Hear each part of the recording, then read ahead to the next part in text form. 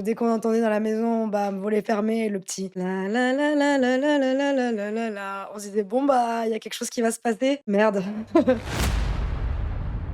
Mes sœurs et moi, les unes que les autres, on est toutes très hypersensibles. Puis il avait beau essayer de nous cacher sa dépression, mettre le réveil le soir, être debout avant qu'on rentre de l'école, et cetera. On le sentait et moi, peu avant sa mort, je me rappelle avoir dit à ma mère d'un coup, j'avais 11 ans à ce moment-là, lui avoir dit: «Maman, papa, il va se suicider». Elle m'avait dit: «Mais non, il vous aime trop, il aime trop la vie pour ça». Et en fait, quand on m'a annoncé sa mort, c'est le premier truc auquel j'ai pensé, quoi. En mode, «Putain, elle m'a menti», mais en fait, elle m'a pas menti, elle pouvait pas se douter une seconde et elle avait raison. Je trouve que quand t'es enfant, on te prend un peu, pas pour un con, mais on va Mmh. dire qu'on essaie un peu de t'éloigner du truc alors que les enfants sont très intelligents, ils captent tout, ils ressentent tout. C'est dommage ce truc un peu de vouloir à tout prix préserver les enfants alors que, bah, non, en fait, faut s'y confronter, faut accepter. Moi, je pense que j'aurais été plus prête à certaines choses si on m'avait De parlé. garder l'innocence des enfants à tout prix. Ouais, mais l'innocence, elle est déjà perdue, en fait, tu vois? Et c'est pas parce que tu apprends une vérité que tu en perds ton innocence pour autant. Vu qu'on te cache des choses quand t'es enfant, tu un peu ce truc où du coup, t'es beaucoup plus sensible aux signes. Et moi, je me rappelle mon père, quand il était malade, il y avait un truc qu'il faisait tout le temps et ça annonçait la dépression. C'est qu'il se lançait la trilogie du Parrain. Dès qu'on entendait dans la maison, bam, volet fermé, le petit la la la la la la la la la la la la, on se disait: «Bon, bah, il y a quelque chose qui va se passer. Merde».